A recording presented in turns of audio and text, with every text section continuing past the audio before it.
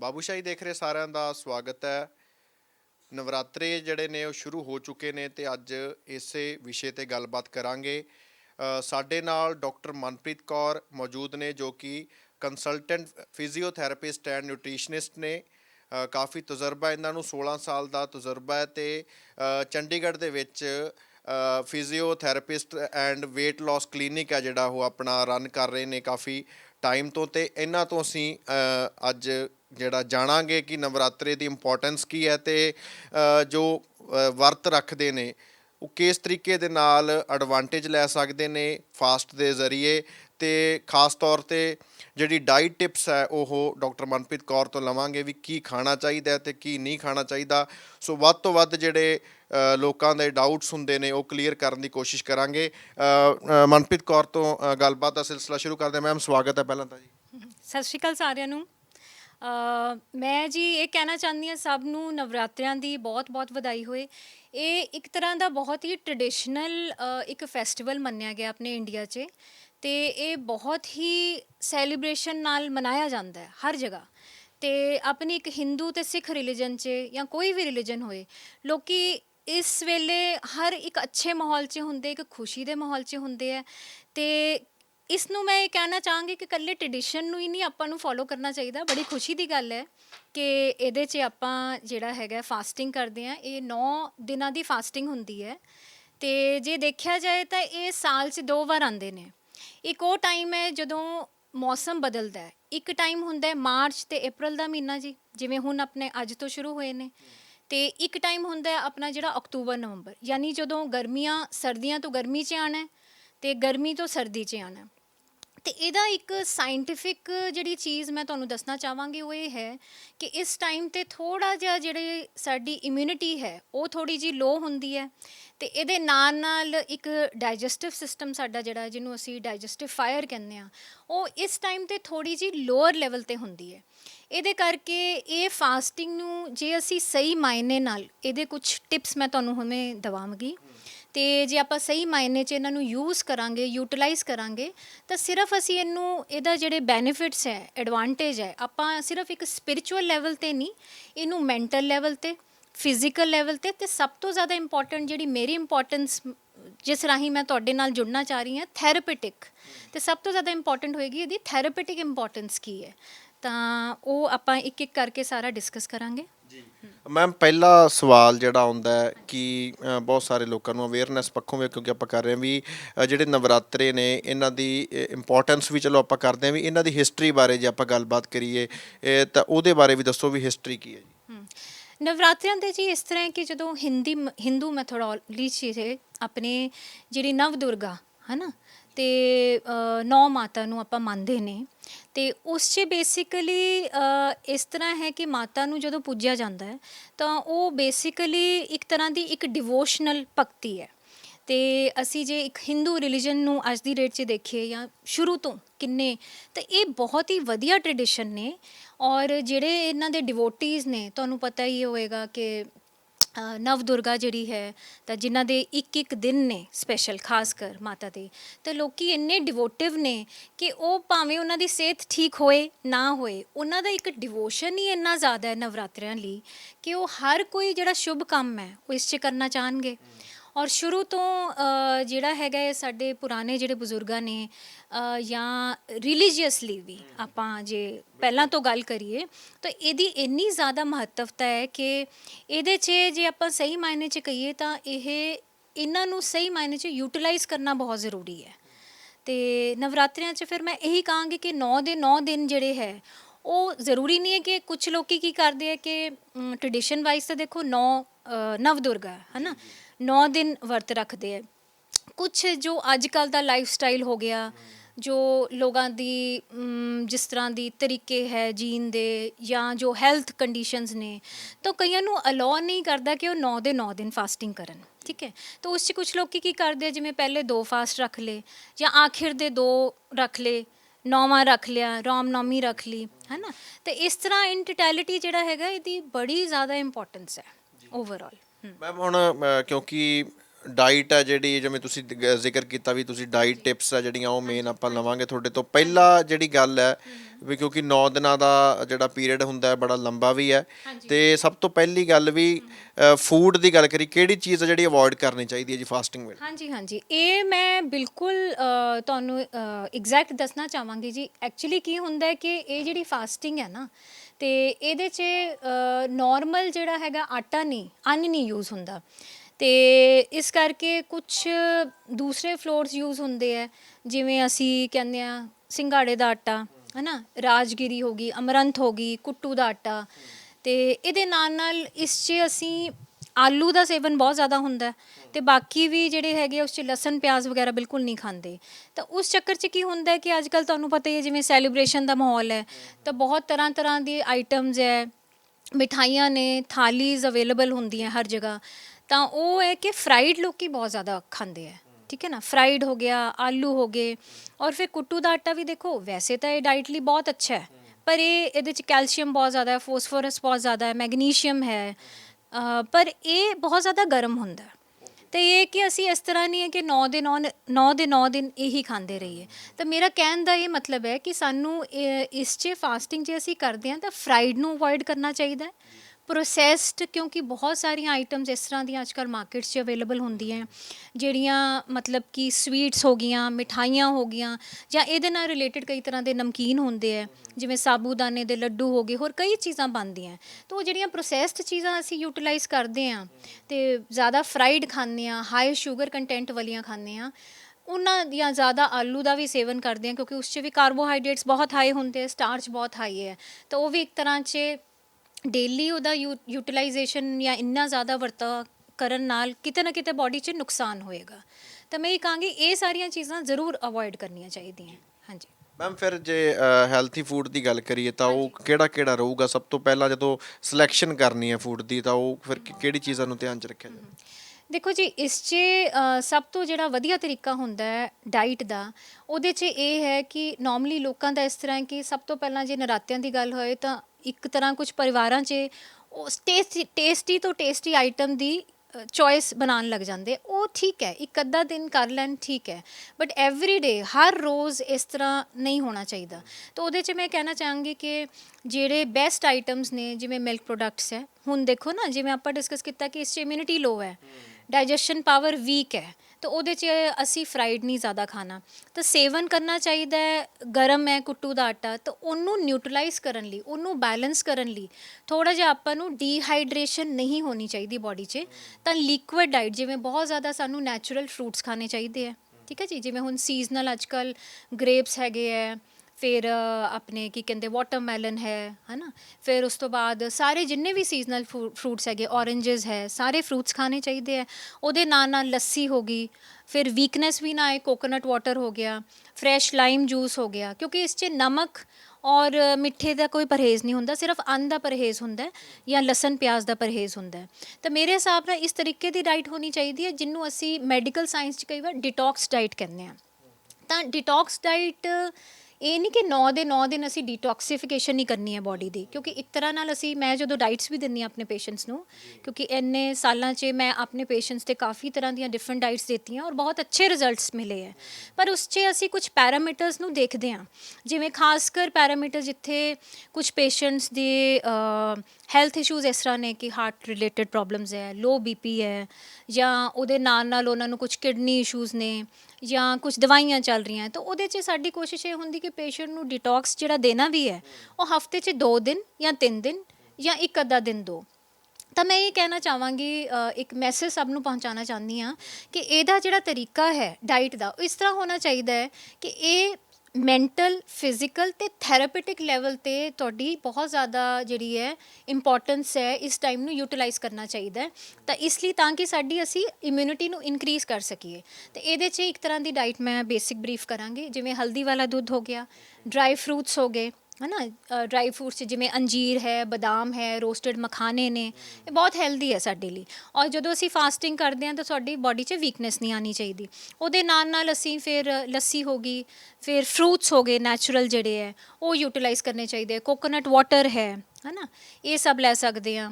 ਉਹਦੇ ਨਾਲ ਨਾਲ ਇੱਕ ਜਦੋਂ ਸ਼ਾਮ ਨੂੰ ਅਸੀਂ ਵਰਤ ਤੋੜਦੇ ਹਾਂ ਜਾਂ ਸ਼ਾਮ ਨੂੰ ਜਦੋਂ ਉਦਾਪਨ ਹੁੰਦਾ ਹੈ ਤਾਂ ਉਹਦੇ ਪਾਠ ਪੂਜਾ ਕਰਨ ਤੋਂ ਬਾਅਦ ਜਿਹੜਾ ਹੈ ਲਾਸਟ 'ਚ ਸਾਨੂੰ ਜਿਹੜਾ ਹੈਗਾ ਇੱਕ ਟਾਈਮ ਦਾ ਮੀਲ ਲੈਣਾ ਚਾਹੀਦਾ ਔਰ ਉਹ ਵੀ ਬਹੁਤ ਜ਼ਿਆਦਾ ਲਾਈਟ ਹੋਏ। ਜਿਵੇਂ ਅਸੀਂ ਸਾਬੂਦਾਨੇ ਦੀ ਖਿਚੜੀ ਖਾ ਸਕਦੇ ਹਾਂ, ਅਸੀਂ ਕੁੱਟੂ ਦੇ ਆਟੇ ਦੀ ਨਾਰਮਲ ਚਪਾਤੀ ਖਾ ਸਕਦੇ ਹਾਂ, ਉਹਨੂੰ ਤਲਣ ਦੀ ਵੀ ਲੋੜ ਨਹੀਂ ਹੈ। ਕਿਉਂਕਿ ਇਹਦੇ 'ਚ ਨਾ ਸਬਜ਼ੀਆਂ ਵੀ ਜਿਹੜੀਆਂ ਵੈਜੀਟੇਬਲਸ ਵੀ ਜ਼ਿਆਦਾਤਰ ਕੁਝ ਲੋਕ ਜਿਹੜੇ ਲੈਂਦੇ ਆ ਉਹ ਜਿਵੇਂ ਪੰਪਕਿਨ ਹੋ ਗਿਆ ਹੈ ਨਾ, ਘੀਆ ਹੋ ਗਿਆ, ਲੌਕੀ ਹੋ ਗਈ, ਕਈ ਲੋਕੀ ਵੈਜੀਟੇਬਲ ਲੌਕੀ ਦਾ ਜੂਸ ਪੀਂਦੇ ਹੈ। ਕਿਉਂਕਿ ਬੇਸਿਕਲੀ ਇਹ ਟਾਈਮ 'ਚ ਅਸੀਂ ਜਿਹੜੀ ਹੈਗੀ ਹੈ ਤਸੀਰ ਜਿਹੜੀ ਹੈ ਉਹ ਸਟਮਕ ਨੂੰ ਡਿਸਟਰਬ ਕਰਨ ਵਾਲਾ ਟਾਈਮ ਹੈ। ਤਾਂ ਇਸ ਲਈ ਅਸੀਂ ਆਪਣੇ ਆਪ ਨੂੰ ਪ੍ਰਿਪੇਅਰ ਕਰਨਾ ਹੈ ਇਹਨਾਂ 9 ਦਿਨਾਂ 'ਚ ਕਿ ਅਸੀਂ ਗਰਮੀ ਲਈ ਆਪਣੇ ਆਪ ਨੂੰ ਬਾਡੀ ਲਈ ਪ੍ਰਿਪੇਅਰ ਹੋ ਜੀ। ਤਾਂ ਇਸ 'ਚ ਜ਼ਿਆਦਾਤਰ ਤੁਸੀਂ ਲੋਕੀ ਦੇਖੇ ਹੋਣਗੇ ਕਿ ਇਹ ਜਦੋਂ ਮੌਸਮ ਬਦਲਦਾ ਹੈ, ਜ਼ੁਕਾਮ, ਬੁਖਾਰ, ਗਲਾ ਖਰਾਬ ਹੈ ਨਾ, ਇਮਿਊਨਿਟੀ ਲੋ ਹੋ ਜਾਣਾ, ਹੈਡੇਕ ਹੋ ਰਿਹਾ ਹੈ, ਫੂਡ ਪੋਇਜ਼ਨਿੰਗ ਹੋ ਰਹੀ ਹੈ, ਇੰਡਾਈਜੈਸ਼ਨਸ ਹੋ ਰਹੀਆਂ, ਤਾਂ ਇਸ ਮੌਸਮ 'ਚ ਬਹੁਤ ਜ਼ਿਆਦਾ ਹੁੰਦੀ ਹੈ। ਉਹਦਾ ਰੀਜ਼ਨ ਇਹੀ ਹੈ ਕਿ ਜੇ ਅਸੀਂ ਖਾਣ ਪਾਨ ਇਹਨਾਂ ਦਿਨਾਂ 'ਚ ਆਪਣਾ ਠੀਕ ਰੱਖਾਂਗੇ ਔਰ ਸਹੀ ਮਾਇਨੇ 'ਚ ਇੱਕ ਬੈਲੈਂਸਡ ਵੇ ਨਾਲ ਚੱਲਾਂਗੇ ਤਾਂ ਮੇਰੇ ਹਿਸਾਬ ਨਾਲ ਉਹਦੇ 'ਚ ਇਹਦੇ ਥੈਰਾਪਿਟਿਕ ਇੰਪੋਰਟੈਂਸ ਇੰਨੀ ਜ਼ਿਆਦਾ ਹੈ ਕਿ ਜਿਵੇਂ ਹੀ ਇਹ ਨਵਰਾਤਰੇ ਖਤਮ ਹੋਣਗੇ ਤੁਹਾਨੂੰ ਗਰਮੀ 'ਚ ਕਿਸੇ ਤਰ੍ਹਾਂ ਦੀ ਵੀ ਸਟਮਕ ਰਿਲੇਟਡ ਇਸ਼ੂਜ਼ ਨਹੀਂ ਆਉਣਗੇ ਔਰ ਇਮਿਊਨਿਟੀ ਵੀ ਤੁਹਾਡੀ ਬਹੁਤ ਅੱਛੀ ਮਤਲਬ ਹੋ ਸਕਦੀ ਹੈ। ਔਰ ਇਹਦੇ ਨਾਲ ਨਾਲ ਮੈਂ ਇਹ ਕਹਿਣਾ ਚਾਹਾਂਗੀ ਜਿਵੇਂ ਹੁਣ ਕੁਝ ਲੋਕ ਹੈ ਜਿਵੇਂ ਮੇਰੇ ਕੋਲ ਵੀ ਅੱਜ ਕੱਲ੍ਹ ਕਈ ਪੇਸ਼ੈਂਟਸ ਆਉਂਦੇ ਹੈ ਅਤੇ ਉਹ ਕਹਿੰਦੇ ਕਿ ਜੀ ਫਾਸਟਿੰਗ ਅਸੀਂ ਜੀ 9 ਦਿਨ ਡੀਟੌਕਸ ਫਾਸਟਿੰਗ ਕਰਨੀ ਹੈ। ਅਤੇ ਇਹ ਚੀਜ਼ ਮੈਂ ਜ਼ਰੂਰ ਕਹਿਣਾ ਚਾਹਾਂਗੀ ਕਿ ਇਸ ਚੀਜ਼ ਨੂੰ ਸਿਰਫ ਇੱਕ ਫਿਜ਼ੀਕਲ ਲੈਵਲ 'ਤੇ ਕਿ ਅਸੀਂ ਸਿਰਫ ਬਾਡੀ ਨੂੰ ਪਤਲੇ ਕਰਨਾ ਹੈ, ਅਸੀਂ ਵੇਟ ਆਪਣਾ ਲੂਜ਼ ਕਰਨਾ ਹੈ ਨਾ, ਉਹ ਗਲਤ ਤਰੀਕਾ ਹੈ। ਸਾਨੂੰ ਇਸ ਤਰੀਕੇ ਨਾਲ ਨਹੀਂ ਚੱਲਣਾ ਚਾਹੀਦਾ। ਕਿਉਂਕਿ ਮੈਂ ਵੀ ਜਦੋਂ ਡਾਈਟਸ ਦਿੰਦੀ ਹਾਂ ਤਾਂ ਡੀਟੌਕਸ ਮੈਂ ਜੇ ਅਗਰ ਦੇਣੀ ਵੀ ਹੈ ਤਾਂ ਮੈਂ ਹਫਤੇ 'ਚ ਇੱਕ ਵਾਰ ਜਾਂ ਮੈਕਸਿਮਮ ਜੇ ਉਹ ਬਹੁਤ ਯੰਗ ਪੇਸ਼ੈਂਟਸ ਨੇ ਹਫਤੇ 'ਚ 2 ਵਾਰ, ਉਹ ਵੀ ਉਹਨਾਂ ਦਾ ਲਾਈਫ ਸਟਾਈਲ ਅਤੇ ਉਹਨਾਂ ਦੀ ਫਿਜ਼ੀਕਲ ਐਕਟੀਵਿਟੀ ਨੂੰ ਦੇਖਦੇ ਹੋਏ ਅਸੀਂ ਇਹ ਸਾਰੀਆਂ ਚੀਜ਼ਾਂ ਦਿੰਦੇ ਹਾਂ। ਤਾਂ ਮੈਂ ਇਹ ਕਹਿਣਾ ਚਾਹਾਂਗੀ ਕਿ ਇਹਦਾ ਜਿਹੜਾ ਡੀਟੌਕਸੀਫਿਕੇਸ਼ਨ ਦਾ ਹੈ ਜਾਂ ਇਹਦਾ ਇਹ ਪਰਪਸ ਕਿ ਇਸ 'ਚ ਅਸੀਂ ਵੇਟ ਲੂਜ਼ ਕਰਨਾ, ਇਹ ਨਹੀਂ ਹੋਣਾ ਚਾਹੀਦਾ। ਇਹਨੂੰ ਇੱਕ ਤਰ੍ਹਾਂ ਨਾਲ ਸਾਡੀ ਇਹ ਪ੍ਰੈਪਰੇਸ਼ਨ ਹੋਣੀ ਚਾਹੀਦੀ ਹੈ ਥੈਰਾਪਿਟਿਕਲੀ ਕਿ ਅਸੀਂ ਖਾਣ ਪਾਨ ਆਪਣਾ, ਹੁਣ ਮੌਸਮ ਬਦਲ ਰਿਹਾ, ਥੋੜ੍ਹਾ ਚੇਂਜ ਕਰੀਏ, ਥੋੜ੍ਹਾ ਸੰਯਮ ਰੱਖੀਏ, ਥੋੜ੍ਹਾ ਕੰਟਰੋਲ ਵੇ ਨਾਲ ਚੱਲੀਏ, ਇਮਿਊਨਿਟੀ ਨੂੰ ਥੋੜ੍ਹਾ ਸਟਰੋਂਗ ਕਰੀਏ ਤਾਂ ਕਿ ਆਉਣ ਵਾਲਾ ਜਿਹੜਾ ਗਰਮੀਆਂ ਦਾ ਮੌਸਮ ਹੈ ਉਸ 'ਚ ਅਸੀਂ ਆਪਣੀ ਇੱਕ ਤਰ੍ਹਾਂ ਕਹਿੰਦੇ ਹਾਂ ਰੀਜੂਵਨੇਟ ਕਰਨਾ ਆਪਣੇ ਆਪ ਨੂੰ ਔਰ ਰੀਚਾਰਜ ਕਰਨਾ। ਔਰ ਬਹੁਤ ਹੀ ਸਪਿਰਿਚੁਅਲ ਔਰ ਪੋਜ਼ੀਟਿਵ એનર્ਜੀ ਹੁੰਦੀ ਹੈ ਜੀ ਇਹਨਾਂ ਦਿਨਾਂ 'ਚ।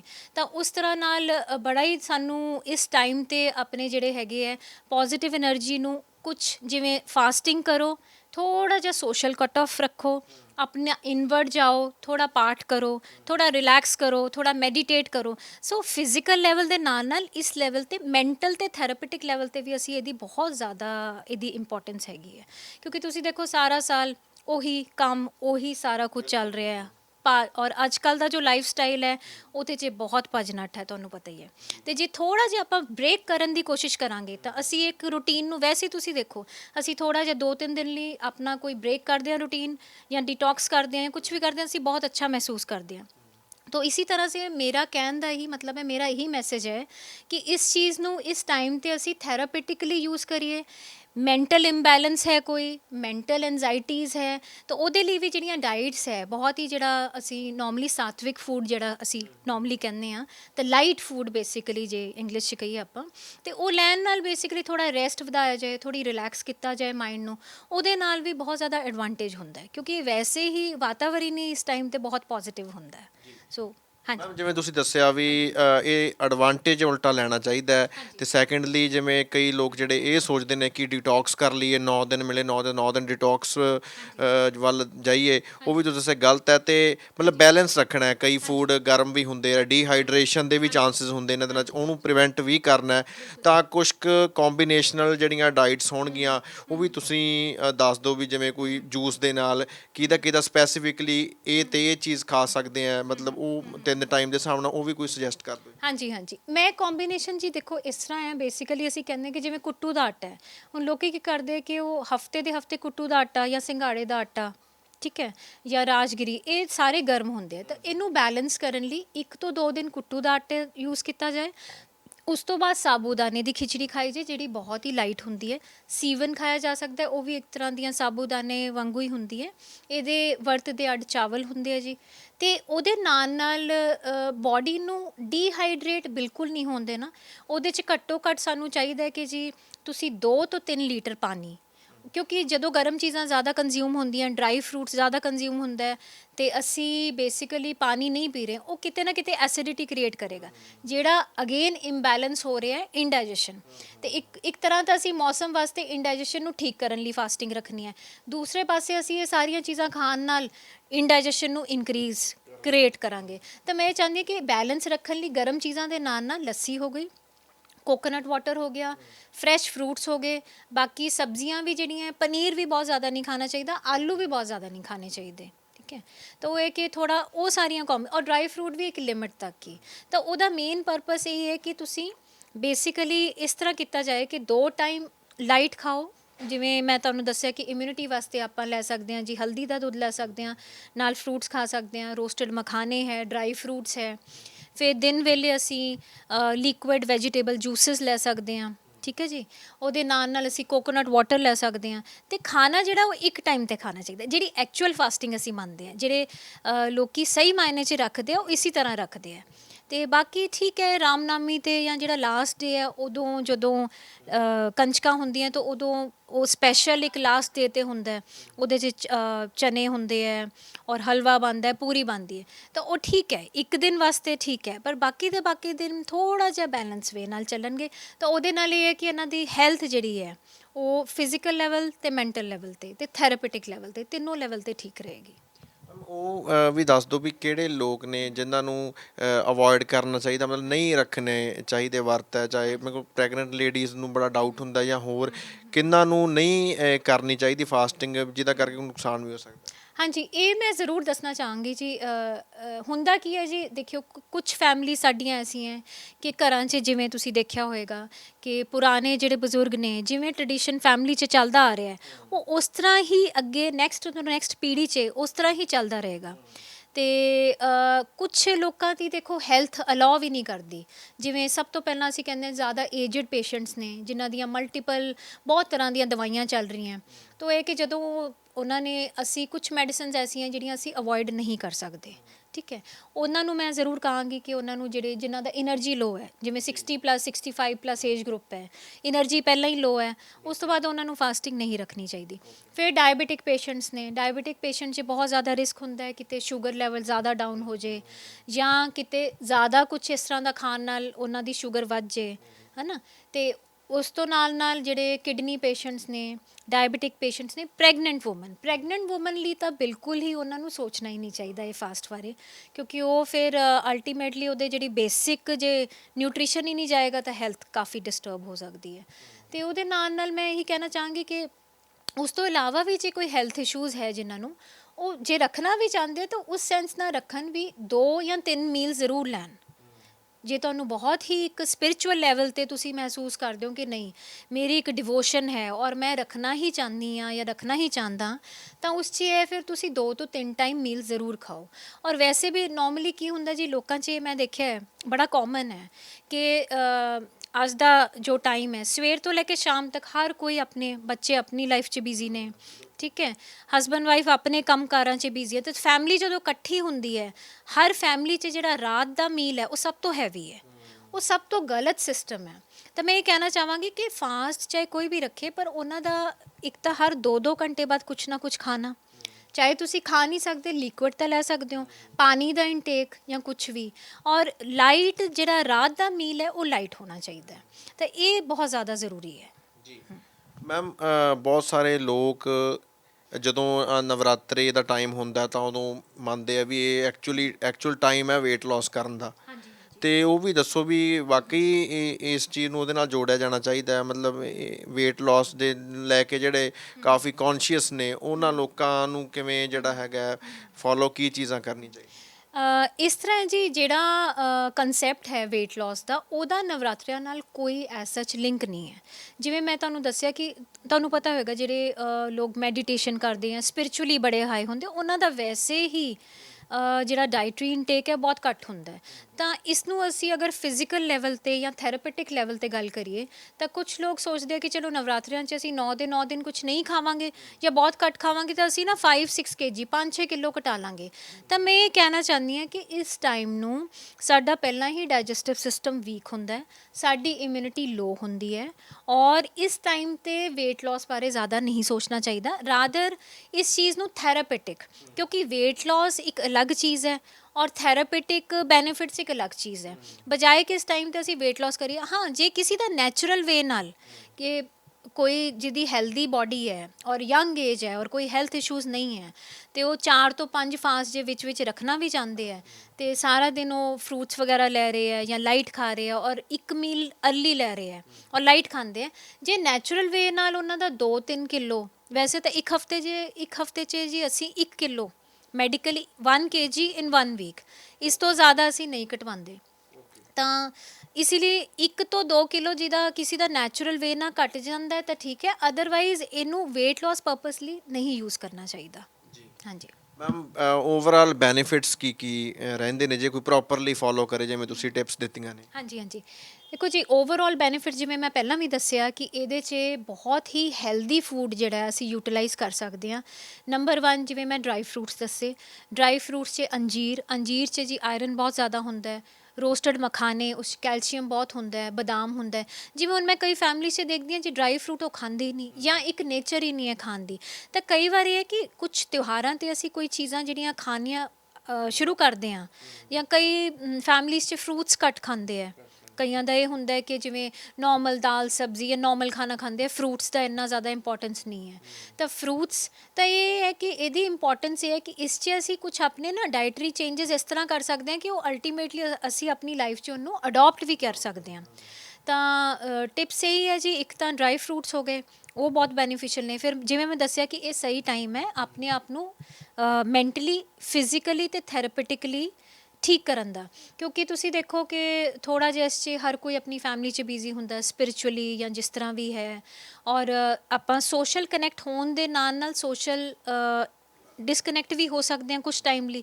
ਤਾਂ ਕੁਛ ਲੋਕ ਇਹਨੂੰ ਇੱਕ ਤਰ੍ਹਾਂ ਇਸ ਤਰ੍ਹਾਂ ਯੂਟੀਲਾਈਜ਼ ਕਰਦੇ ਆ ਕਿ ਅਸੀਂ ਥੋੜ੍ਹੀ ਬਹੁਤ ਫਾਸਟਿੰਗ ਕਰਨੀ ਹੈ ਅਤੇ ਸਪਿਰਿਚੁਅਲੀ ਕਨੈਕਟ ਹੋਣਾ ਹੈ, ਪੋਜ਼ੀਟਿਵਿਟੀ ਬਹੁਤ ਹੈ ਅਤੇ ਉਹਦੇ ਨਾਲ ਉਹ ਰੈਸਟ ਜ਼ਿਆਦਾ ਕਰਦੇ ਹੈ ਨਾ, ਇੱਕ ਤਰ੍ਹਾਂ ਨਾਲ ਰੀਜੂਵਨੇਟ ਕਰਦੇ ਆ ਬੋਡੀ। ਤਾਂ ਉਹ ਵੀ ਇੱਕ ਤਰ੍ਹਾਂ ਦੇ ਸਾਡੀ ਮੈਂਟਲ ਪੀਸ, ਜੇ ਕੋਈ ਡਿਸਟਰਬੈਂਸ ਚੱਲ ਰਹੀ ਹੈ ਨਾ, ਉਹਦੇ ਲਈ ਵੀ ਬੜੇ ਐਡਵਾਂਟੇਜਸ ਨੇ। ਔਰ ਸਭ ਤੋਂ ਜ਼ਿਆਦਾ ਜਿਹੜਾ ਮੇਨ ਐਡਵਾਂਟੇਜ ਹੈ ਦੈਟ ਇਜ਼ ਦੀ ਥੈਰੇਪੇਟਿਕ ਐਡਵਾਂਟੇਜ, ਕਿ 9 ਦੇ 9 ਦਿਨ ਇੱਕ ਬੋਡੀ ਨੂੰ ਅਸੀਂ ਪ੍ਰਿਪੇਅਰ ਕਰਨਾ ਹੈ ਪੂਰੇ ਸਹੀ ਮਾਇਨੇ 'ਚ ਕਿ ਸਾਡੀ ਇਮਿਊਨਿਟੀ ਲੈਵਲ ਇੰਨੀ ਫਾਸਟ ਹੋ ਜਾਏ ਕਿ ਆਉਣ ਵਾਲੇ ਟਾਈਮ 'ਚ ਤੁਸੀਂ ਦੇਖੋ ਸਾਰੇ ਫਰੂਟ ਜਿਵੇਂ ਵਾਟਰਮੈਲਨ ਹੈ, ਠੰਡੀ ਤਸੀਰ ਦੀਆਂ ਚੀਜ਼ਾਂ ਇਸ ਤੋਂ ਬਾਅਦ ਚੱਲਣਗੀਆਂ ਹੈ ਨਾ।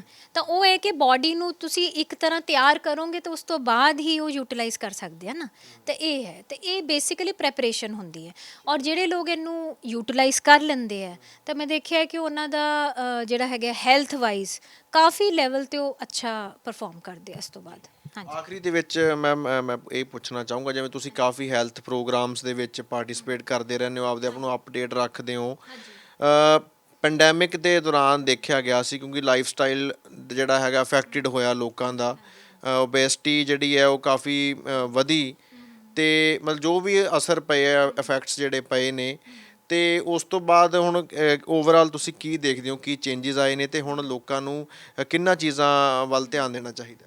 ਹਾਂਜੀ ਸ਼ੋਰ, ਇਹ ਜੀ ਬਹੁਤ ਅੱਛਾ ਕੁਐਸਚਨ ਪੁੱਛਿਆ ਤੁਸੀਂ, ਕਿਉਂਕਿ ਅਸੀਂ ਖੁਦ ਮੇਰੇ ਕੋਲ ਜਿਹੜੇ ਪੇਸ਼ੈਂਟਸ ਆ ਰਹੇ ਨੇ ਪਿਛਲੇ 2 ਤੋਂ 3 ਸਾਲਾਂ 'ਚ, ਜਿਵੇਂ ਆਪਾਂ ਨੂੰ ਪਤਾ ਹੈ ਪੈਂਡਮਿਕ 'ਚ, ਕਿਉਂਕਿ ਪਹਿਲਾਂ ਵਰਕ ਥਰੂ ਹੋਮ ਰਿਹਾ, ਫਿਰ ਪਹਿਲਾਂ ਲੋਕਡਾਊਨ ਸੀਗਾ, ਅਤੇ ਕੁਛ ਲੋਕਾਂ 'ਚ ਜੀ ਫਿਜ਼ੀਕਲ ਲੈਵਲ 'ਤੇ ਓਬੈਸਿਟੀ, ਮੋਟਾਪਾ, ਕਿਉਂਕਿ ਪਹਿਲਾਂ ਸੀਗੇ ਸਾਡੇ ਜਿਮ ਸੀਗੇ ਹੈ ਨਾ, ਜਾਂ physical activity, outdoor activity, sports activity ਸਾਰੀਆਂ ਖੁੱਲ੍ਹੀਆਂ ਹੋਈਆਂ ਸੀ ਔਰ ਹਰੇਕ ਦਾ ਇੱਕ ਸਿਸਟਮ ਬਣਿਆ ਹੋਇਆ ਸੀ। ਸਕੂਲਸ, ਫਿਰ ਅਲਟੀਮੇਟਲੀ ਕੀ ਹੋਇਆ, ਸਕੂਲਸ ਵੀ ਬੰਦ ਹੋ ਗਏ, ਤਾਂ ਉਹਦੇ ਨਾਲ ਅਲਟੀਮੇਟਲੀ ਸਾਰਾ ਕੁਛ ਹੀ ਇਫੈਕਟ ਹੁੰਦਾ ਰਿਹਾ, ਕਿਉਂਕਿ ਬੱਚਿਆਂ ਦਾ ਸਕੂਲ ਨਾ ਜਾਣ ਕਰਕੇ ਔਰ ਉਸ ਤੋਂ ਬਾਅਦ ਸਪੋਰਟਸ ਕੰਪਲੈਕਸਿਸ ਬੰਦ ਹੋਣ ਕਰਕੇ ਅਤੇ ਜਿਮਸ ਬੰਦ ਹੋਣ ਕਰਕੇ ਥੋੜ੍ਹਾ ਜਿਹਾ ਉਹਨਾਂ ਦਾ ਜਿਹੜਾ ਵੇਟ, ਇੱਕ ਤਾਂ ਮੋਟਾਪਾ ਆਇਆ, ਉਹਦੇ ਨਾਲ ਲੋਕਾਂ ਦੀ ਮੈਂਟਲ ਹੈਲਥ 'ਤੇ ਬਹੁਤ ਜ਼ਿਆਦਾ ਅਸਰ ਹੋਇਆ।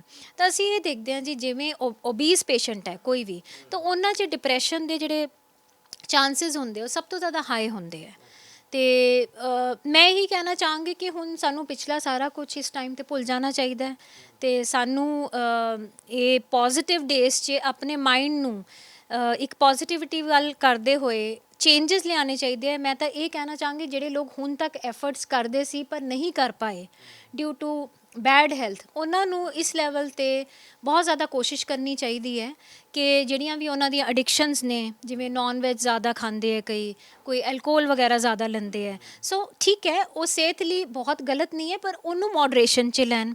ਉਸ ਤੋਂ ਬਾਅਦ ਜਿਨ੍ਹਾਂ ਦੇ ਬਾਹਰ ਈਟਿੰਗ ਹੈਬਿਟ ਜ਼ਿਆਦਾ ਨੇ, ਜੰਕ ਫੂਡ ਜ਼ਿਆਦਾ ਖਾਣਾ ਹੈ, ਬਾਹਰ ਦਾ ਜ਼ਿਆਦਾ ਖਾਣਾ ਹੈ, ਉਹਨੂੰ ਚੈੱਕ ਕਰਨ ਥੋੜ੍ਹਾ ਜਿਹਾ, ਤਾਂ ਕਿ ਸਹੀ ਮਾਇਨੇ 'ਚ ਉਹਨਾਂ ਦਾ ਜਿਹੜਾ ਲਾਈਫ ਸਟਾਈਲ ਹੈ ਉਹ ਲਾਈਫ ਸਟਾਈਲ ਮੋਡੀਫਿਕੇਸ਼ਨ ਇਸ ਟਾਈਮ 'ਤੇ ਹੋ ਜਾਏ ਔਰ ਉਹਦੇ ਨਾਲ ਹੌਲੀ ਹੌਲੀ ਤੁਹਾਡੀ ਮੈਂਟਲ ਹੈਲਥ ਵੀ ਬੈਟਰ ਹੋਏਗੀ ਔਰ ਫਿਜ਼ੀਕਲ ਹੈਲਥ ਤਾਂ ਡੈਫੀਨੇਟਲੀ ਹੋਏਗੀ। ਬਹੁਤ ਬਹੁਤ ਸ਼ੁਕਰੀਆ ਮੈਮ। ਸੋ ਗੱਲਬਾਤ ਅਸੀਂ ਕਰ ਰਹੇ ਸੀ ਡਾਕਟਰ ਮਨਪ੍ਰੀਤ ਕੌਰ ਦੇ ਨਾਲ ਤੇ ਆਸ ਕਰਦੇ ਹਾਂ ਵੀ ਵੱਧ ਤੋਂ ਵੱਧ ਜਿਹੜੇ ਡਾਊਟਸ ਨੇ ਜੋ ਫਾਸਟਿੰਗ ਕਰਦੇ ਨੇ ਉਹਨਾਂ ਦੇ ਕਲੀਅਰ ਹੋਏ ਹੋਣਗੇ ਤੇ ਇੰਪੋਰਟੈਂਸ ਬਾਰੇ ਵੀ ਦੱਸਿਆ ਨਵਰਾਤਰੇ ਦੇ, ਤੇ ਨਾਲ ਜਿਹੜੇ ਡਾਈਟ ਟਿਪਸ ਦਿੱਤੇ ਨੇ ਕਿ ਕਿਸ ਤਰੀਕੇ ਦੇ ਨਾਲ ਪ੍ਰੋਪਰ ਜਿਹੜੀ ਡਾਈਟ ਹੈ ਉਹ ਫੋਲੋ ਕਰਕੇ ਪੰਜਾਬੀ 'ਚ ਕਹਿ ਲਈਏ ਵੀ ਨਵਰਾਤਰੇ ਦਾ ਜਿਹੜਾ ਲਾਹਾ ਹੈ ਉਹ ਲਿਆ ਜਾ ਸਕਦਾ। ਚੰਡੀਗੜ੍ਹ ਤੋਂ ਕੈਮਰਾਮੈਨ ਆਕਾਸ਼ਦੀਪ ਦੇ ਨਾਲ ਹਰਸ਼ਬਾਬ ਸਿੰਘ ਸਿੱਧੂ, ਬਾਬੂ ਸ਼ਾਹੀ ਟਾਈਮਸ।